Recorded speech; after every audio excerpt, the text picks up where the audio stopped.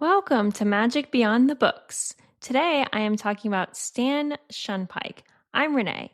Warning, there are Harry Potter spoilers in this episode. Quick character summary.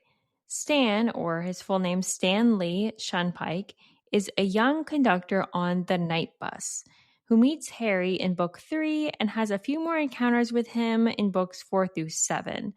The name Stan Shunpike appears in the books 16 times. So he's a pretty minor character, but he does come up quite a few times. All right, so let's get into Stan's timeline.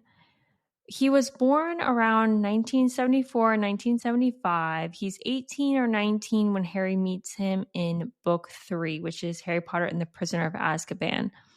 He is either a pureblood or a half-blood wizard. Definitely doesn't seem to know too much about muggles. And, he probably went to Hogwarts at some point, but we don't know too much about his background. Where we meet him is Harry is on the run from the Dursleys after blowing up his Aunt Marge. And he accidentally summons the night bus and takes it to the Leaky Cauldron. So when he boards the night bus, he meets the conductor, Stan Shunpike, and lies and tells him that his name is Neville Longbottom because he's on the run. Stan Shunpike, he starts out by kind of reading the scripted, like, I'm the conductor of the night bus, and then quickly becomes more casual. And, he's introducing Harry to the night bus, to the driver, Ernie, and they start driving on the night bus. And my favorite quote probably from Stan Shunpike, I think of him from the movies and that like jazzy music that they played with the night bus and him saying, "Take her away, Ern." And I just have like burned in my brain that memory of him saying, "Take her away, Ern," and then this jazzy music and the bus skidding around everywhere. So I definitely, that's like the quote that stands out to me the most about Stan. But I mean, I'm sure he has better ones, but I guess I'll say that's my favorite. Stan really kind of gets used more as like a plot device, kind of like a storytelling point more than like a character. His role here in book 3 is for him to explain to Harry what the public believes is Sirius Black's story. So Harry sees when he's reading the Daily Prophet that Stan has that Sirius Black is on there, which surprises him because that he just recently saw Sirius Black on the Muggle TV. And this is when Stan goes into Sirius's backstory. He says that he murdered 13 people and he laughed and he's mad and used to be Voldemort's right-hand man, and this whole backstory that the public is aware of. And then of course we get like more details that the public isn't aware of about him being the secret keeper for the Potters. And then of course from Sirius we get the actual truth. But Stan is our first person to just give us the general story that everyone believes to start, right? He's telling Harry the story about Sirius, and they drive and they drop off a bunch of people. And then Stan finally gets to Harry. He's the last one on the bus, and they're going to drop him off at the Leaky Cauldron. And that's when they run into the Minister of Magic at the time, which is Cornelius Fudge. And this is where we get a little bit more about Stan. He definitely seems very like excited when famous people cross his path, like Harry, like Cornelius Fudge. So Cornelius Fudge is there and he's like, "Oh my gosh, Ern, come look, the Minister of Magic is here."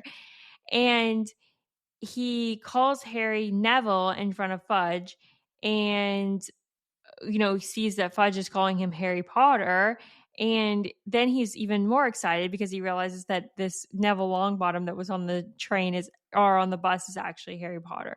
And he says, "I knew it, Ern. Ern, guess who Neville is, Ern? He's Harry Potter. I can see his scar." Sorry, I'm going to be terrible at the quotes here with him because he has a very, very strong accent. It's written that way, like, is guess OO for who, like, guess who Neville is, Ern. And then it's just the letter E, E's, and then no H, Harry Potter. So all of his dialogue is heavily accented with which you can tell from the way it's written. But anyway, I love that Stan continues to call Harry Neville, even though he knows that he's Harry. But that's pretty much the end of that interaction, because Fudge quickly brings Harry away and asks for a private parlor. And so Stan and Ern go off, on the night bus. But and that's the end of Stanley Shunpike's appearances in the movie. He's just in the third movie. He never comes back. But in the books, he actually pops up a lot.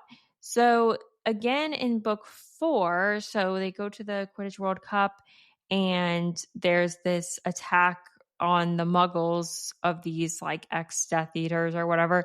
And so everyone's fleeing into the woods, into the forest. And the trio walks by these villa, talking to these young men, young wizards, trying to woo them. And Harry notes that one of them is Stan Shunpike. He's there and he's telling, chatting up these villa. And he says, I'm about to become the youngest ever minister of magic. I am. So this is where we're getting a little bit of him being like, all talk or hyping up himself a little bit more than what's the reality of him being a conductor on a bus. And but that he doesn't see Harry and they don't really interact then. It's just kind of more in passing that Harry notes that he's there. Then so now we're to book 5, Harry Potter and the Order of the Phoenix. Harry sees Stan again. Actually, he takes the night bus again. So the group takes it back to Hogwarts or back to Hogsmeade when they're returning to Hogwarts after the Christmas holiday. So they had been at Grimmauld Place over the Christmas break, and then they go, Tonks and Lupin go with them, and all the kids and everything, and they ride on the night bus. And this is people like Ron's first time going on the night bus, and he's all excited at first. And so they see Stan again, and Stan's super excited to see Harry again. Again, loves famous people. So he tries to cry out. He's like, oh, it's Harry, about to say a Potter. And then Tonks threatens him. She says, do not, basically don't shout his name out, because they want to keep it low key. They don't want to project out. He has oars, watching him and protecting him and everything. They don't want to be publicizing that Harry's on the night bus. But Stan follows them back to the bus, and he has a short little conversation with the group, mostly with Harry. He says, you keeping well then, Harry? I seen your name in the paper loads over the summer, but it weren't never nothing very nice. I said to her, and I said, he didn't seem like a nutter when we met him. Just goes to show, doesn't it? And sorry, again, the dialogue here, it's hard for me to read. This, again, shows that he's just he just loves chatting it up with the famous people or whatever, all the people that go on the bus. I imagine that he does a lot of just chatting with everyone as they come on the night bus. I think he probably knows most people in the wizarding world as they're passing through, which makes a lot of sense with kind of what happens with him in the future, which I'll note later. So then book 6 comes around, and they don't run into him, but they see his name in the paper. They learn that he got arrested and sent to Azkaban. That's on September 14th, 1996. Hermione reads about it in the Daily Prophet. Stanley Shunpike, conductor on the popular wizarding conveyance The Night Bus, has been arrested on suspicion of Death Eater activity. Mr. Shunpike, 21, was taken into custody late last night after a raid on his Clapham home. They read further, and apparently he was overheard talking about the Death Eater's secret plans in a pub. And the trio, Harry, Ron, and Hermione, kind of immediately write this off. They remember the time with the villa where he was saying that he's going to be Minister of Magic. So they just assume that he must have been pretending, letting on that he knows something that he doesn't, or just maybe trying to impress people, or just trying to sound interesting, which also kind of tallies with him immediately jumping into Sirius's story to Harry. He seems like he is a storyteller and, likes to talk to people and maybe can exaggerate a little bit. And it doesn't, they kind of question maybe he was in the Imperious Curse at this time and the Death Eaters were using him, but it doesn't seem like he'd be chatting about the Death Eater's secret plans in a pub if he's under the Imperious curse. That doesn't really make sense. But yeah, so after they find out that he's arrested later, when they're at the Burrow, Arthur is talking to Harry, and he tells Harry that they're still holding Stan in Azkaban because the Ministry wants to make it seem like they're making progress. They've made 3 arrests. They don't want to have to go back to the public and say, oh, we've made 3 mistaken arrests and 3 releases. They want to seem like they're doing something against Voldemort and the Death Eaters, which is so crazy because it's just alarming how this government operates basically every time we hear about the things that they do. But Mr. Weasley tells Harry that Dumbledore has been appealing directly to Scrimgeour to try to get Stan Shunpike specifically out of prison. So it's interesting. This is where we're getting a little of the behind the scenes of the Order of the Phoenix and what's going on with Dumbledore. He is a proponent of releasing Stan. So Dumbledore seems to be of the opinion that Stan is either just mistakenly was chatting it up in the bar and making stuff up, or he was on an Imperious curse or something, but he's truly innocent in the eyes of Dumbledore. And Arthur seems to think that everyone else thinks that he's innocent. He says anybody who has actually interviewed him agrees that he's about as much of a Death Eater as this Satsuma. So Harry hears this and takes this in, and from his, brief meeting with Stan, he feels like he's innocent. So now, jumping forward to the Christmas in book 6, Scrimgeour is now the Minister of Magic, and he has a chat with Harry at the Burrow, and basically is asking Harry if he could come to the Ministry, be seen coming in and out of the Ministry to make it seem like Harry Potter, the Chosen One, is working with the Ministry and they're all working together towards defeating Voldemort, to give the public the idea that they're making positive progress. And Harry, of course, hates this plan and says that he just doesn't agree with the things that the Ministry is doing. There's many things. Umbridge working there still after everything she did to him, the way they operate, the way they treated him with the Daily Prophet articles, the way that his trial went, where they tried to expel him for doing magic against Dementors, all the things. So he doesn't have a very good relationship with the Ministry and thinks they do a lot of bad things. But what he brings up to Scrimgeour is he brings up Stan Shunpike. He says, he's asking him okay, well, are you still holding Stan Shunpike? And then the minister immediately kind of writes him off and says, you're young, you don't understand these complicated matters that we're dealing with. And then Harry says, quote, Dumbledore is a lot older than 16, and he doesn't think Stan should be in Azkaban either. You're making Stan a scapegoat, just like you want to make me a mascot. So again, Harry's kind of going to bat now for Stan in addition to Dumbledore and maybe many others in the Ministry. And then again, he has a second conversation with Scrimgeour that is somewhat of a repeat of this conversation. This is in the end of book 6 after Dumbledore's funeral. Scrimgeour again approaches Harry, and Harry brings up again Stan. He says, have you released Stan yet, or released Stan Shunpike yet? And this, obviously the minister doesn't have the answer that Harry wants, and this heated conversation kind of ends. Stan is kind of, again, like I said, I think he's used to as a plot point here. He's used as a character to demonstrate the Ministry bumbling and not doing things appropriately and doing things more for the public eye than to actually defeat Voldemort.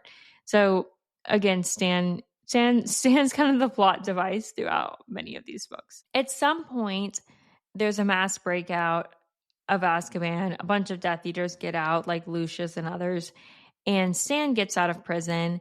And then at this point, he must have begun working with the Death Eaters, either willingly or under the Imperious curse. And at the beginning of book 7, when the Death Eaters are flying through the air chasing the Order of the Phoenix is trying to move Harry, they are, they split off. It's all kind of chaos, and there's different Death Eaters that are chasing them over time. But Harry and Hagrid are together, and they're running from these Death Eaters.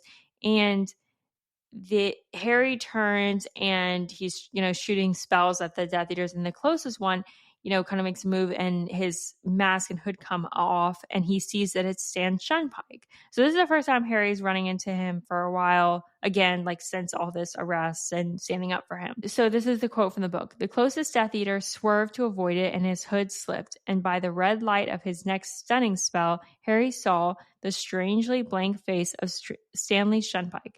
Stan, Expelliarmus, Harry yelled. So this is a key point which makes it out like he's under the Imperius curse, is they say strangely blank face, like he's not really like reacting, which is odd, or maybe he could have just been surprised or something. I don't know. But they make it out like he's under the Imperius curse, and Harry seems to think that he's, even after defending him and all this stuff, and then seeing him chasing him, he thinks, okay, this is just Stan. He's just under the Imperius curse, and I don't want to hurt him. And that's where he does Expelliarmus. And because he does Expelliarmus, then the other Death Eaters go, that's him.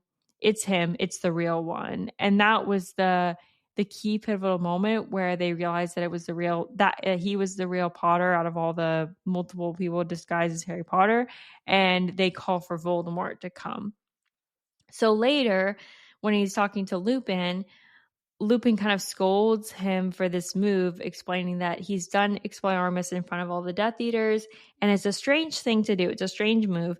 If he's not prepared to kill, he should be at least stunning. But Harry kind of defends, like, again, he's gonna support Stan Shunpike, and he says, like, I'm not gonna stun him because he's just gonna fall to his death anyway. Like, that's just as good as killing him, and I'm not Voldemort. I'm not just gonna kill people. Harry stands by Stan, but again, Stan is just being used kind of as a plot point about like Harry's character and how the Death Eaters are learning more about Harry. Then from there, we don't really see Stan ourselves as the reader and as Harry. But when Ron, so this is in book 7, when Ron separates from Hermione and Harry, he gets caught by Snatchers. And the Snatchers, these ones weren't the smartest. Snatchers kind of range in intelligence, but Ron gives Stan Shunpike as his fake name to the Snatchers. And the Snatchers are just arguing about whether or not he is Stan Shunpike. And while they're doing that, then he's able to break away and he escapes. And then this seems to be like Ron's go-to move. Like Harry's go-to move is Expelliarmus. Ron's go-to move is tell them my name is Stan Shunpike, because later in book 7, when Snatchers catch Ron, Harry, and Hermione, Ron tries to give Stan Shunpike as his fake name. But these Snatchers realize they know he's lying, and they say, like L you are, said the man called Scabier. We know Stan Shunpike. He's put a bit of work our way. Sorry, another character with one of these accents that I can't do very well. But they're implying that he has been like bringing Muggleborns or anti-Voldemort people to the Snatchers. Not sure what's going on there, if that's again like him under the Imperius curse working with the Death Eaters, or if they're implying that he's willingly doing this. But yeah, so that's the next time that he gets mentioned. So again, being used as a plot device. And then at the end, after all of this is done, after the Battle of Hogwarts, Stan is freed from the Imperius curse and he returns to his job on the night bus. So kind of goes back to where he started. And that's the end of his story arc throughout Harry Potter. Kind of a sad story arc. So let's talk about the etymology of Stan Shunpike. The name Stanley also belonged to one of J.K. Rowling's grandfathers. Her grandfather was Stanley Volant, and another one of her grandfathers was Ernie. That's the name given to the driver of the night bus. I think people get confused that Stanley is the driver. He's not the driver, he's the conductor. Ernie is the driver. Basically, J.K. Rowling gave Stan and Ernie, the two people that work on the night bus, her two grandfathers' names. And the name Shunpike was a way to refer to what's called shunning a pike, which is swerving onto a highway exit in order to avoid a toll booth on the turnpike. So this kind of goes to the nature of the night bus swerving and jumping around on the road. I did see online some people have the theory that Stan refers to or is related to the slang term stan, which means being like an overly obsessed, stalkerish fan, because he gets super excited every time he sees Harry and he seems like kind of a fangirl of Harry. But the term stan comes from the Eminem songs that's called Stan, and that was released on November 20th, 2000. The book where Stanley Shunpike appears, book 3, was published in 1999. So that predates the song and predates that terminology. So I think it's just like a happy coincidence that happened, because that being like a slang term didn't exist when J.K. Rowling was writing this. Let's get into theories about Stan. So the biggest theory about Stan Shunpike is, was he a willing participant in Death Eater activity? People think that maybe this whole him being under the Imperious Curse is not correct. And some supporting evidence behind that is in the beginning when Harry meets Stan and Harry is on the night bus, he asks Stan, how come the muggles don't see or hear the bus? And Stan just kind of has some derogatory comments about muggles. He's like, they don't look properly. They don't listen properly. It's obviously kind of against muggles, and he seems to not really understand them. But I don't think it's that harsh. He's not saying muggles are terrible, and he doesn't seem to perpetuate pure blood propaganda or whatever. So I don't know. I think that's a bit of a jump to think that he's anti-muggle, but maybe. And another reason that people think they might be a participant is, his participation in that chase in book 7. But then, people come back and say well, he's had a blank face, so that means he's under the Imperious Curse. The fact, as I mentioned, that he was sending Muggleborns to Snatchers. They think that he would have been working with the Death Eaters. And people that do kind of believe that he's more of a willing participant cite that he is in a kind of a low-paying dead-end job. He's a young guy, that type of person, and a person with access to a lot of people, obviously, on the bus. This type of person might be susceptible to kind of falling into Voldemort's trap. He could feel I could create a better life for myself. I could get more power, and could be someone like Quirrell, for example, who was kind of tempted by that snake with the apple type of thing. And a point that people did have was maybe he joined up after he was imprisoned unfairly, right, by the Ministry. Maybe when they originally thought that he was doing Death Eater activity, he wasn't. He was just, chatting people up and making out like he knew more than he did. But then when he got wrongfully imprisoned, maybe then, upon the mass breakout and him breaking out, maybe he then decided, okay, I don't like what the Ministry did to me, and now I'm going to join the Death Eaters. So of all the things that point to potentially him being a Death Eater, I think him acting out after being wrongfully imprisoned, and the fact that he's sending Muggleborns to Snatchers is a little bit that little side note that they had is a little bit odd. I mean, again, he could still be under the Imperious Curse.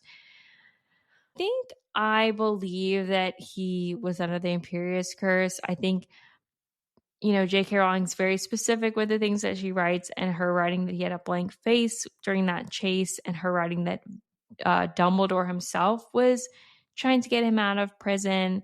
I think that he was innocent all along and was just, one of those people under the Imperious Curse, because they talk about that being common from the first Wizarding War, and then them being concerned about it with the second. So I think he's just being the face of an example of someone we know that's under the Imperious Curse, like Pious Thickness. And another comment that people had was Harry just naive to believe that Stan was innocent? And I think there's a point there too. I mean, Harry is just trusting that he meets him one time. I mean, let's remember, Harry met him at 13 years old. He just thought that he was this funny, nice, friendly guy. And he doesn't really know him that well. He's run into him a couple times, but it's more his name has come up than he's actually seen him. But he's also going off of the word of people like Mr. Weasley, and Mr. Weasley talking about Dumbledore. These are people that he trusts. The Ministry, as in general, and Scrimgeour are people that he does not trust. So I think, he is a child. He is naive, but I don't think he's wrong to put his faith in the people that he put his faith in. And I think this is a running theme with Harry is he does, despite everything he's been through, he does see the best in people. Like even after that chase in book 7, where they knew that someone leaked this information. Somehow Voldemort knew that Harry was being moved on that night. And Harry still didn't want to point fingers or anything, and, didn't want them to start turning on each other. Maybe he was naive, but I do believe, if I'm going to take a stance on it, I think that Stan was innocent. So fan casting Stan Shunpike. So in the description in book 3, he's 18 or 19 years old. So and then by the time he gets in prison, he's about 21. So he's very young. He's described as being thin. He has large protruding ears, or he's also described as being jug-eared. Lots of pimples on his face, and he wears a purple uniform when he works on the night bus. And as I mentioned before, he has a strong accent. Some of the things he says, what's that on your head? WOSS, what's that on your head? And Chew fell over and stuck out your wand, and didn't ya? And toothbrush, and scary looking thing, any. Every sentence that he speaks as is written oddly with, missing letters and words, because he has a very strong accent. So definitely that'd be interesting for whoever would play that role to do. So he only appears in the 3rd movie. He's played by an actor named Lee Ingleby. And Lee was born on January 28th, 1976. So he was around 28 when Prisoner of Azkaban came out. So definitely older than the character in the book. I think almost everyone that was cast in the original Harry Potter movies was aged up for a lot of reasons, but so most people are actually younger. I mean, you think a wizard becomes an adult at 17 in the wizarding world, so you've just got a lot more younger people. But Lee is known for Ever After, A Cinderella Story, Master and Commander, The Far Side of the World, and The Last Legion, probably best. And then there's many other things he's acted in, of course. So based on the description from the books, him being young, pimply, large protruding ears, my first fan cast would be someone named Bill Milner. He's an English actor. He's 30 years old, so definitely a little bit older, but I think maybe he could play younger. He's known for X-Men First Class, Son of Rambo, and many others. I think he would be a good cast because he does have a little bit of bigger, more protruding ears, and he is British. Another person that could play this role is Finn Wolfhard. He is 22 years old now. He's known for Stranger Things, It, and some of these new Ghostbuster movies. He's obviously young and thin, and he usually has longer hair, but if you look up a picture of him with a shaved head, you'll see his ears stick out more. And then lastly, Charlie Tahan. He's 27 years old, so again, a little bit older, but maybe could play younger. He's known for Ozark, that show, and again, I think I'm thinking of someone, who's a skinnier, thin, young man. And I get you can add prosthetic pimples or whatever. I don't think that's a requirement, but in someone with their ears sticking out would be good for the role. But that's all for Stan Shunpike. So thank you for listening. Don't forget to rate and subscribe to the podcast wherever you are listening. And until next week, happy reading, happy listening, and may you never accidentally summon the night bus.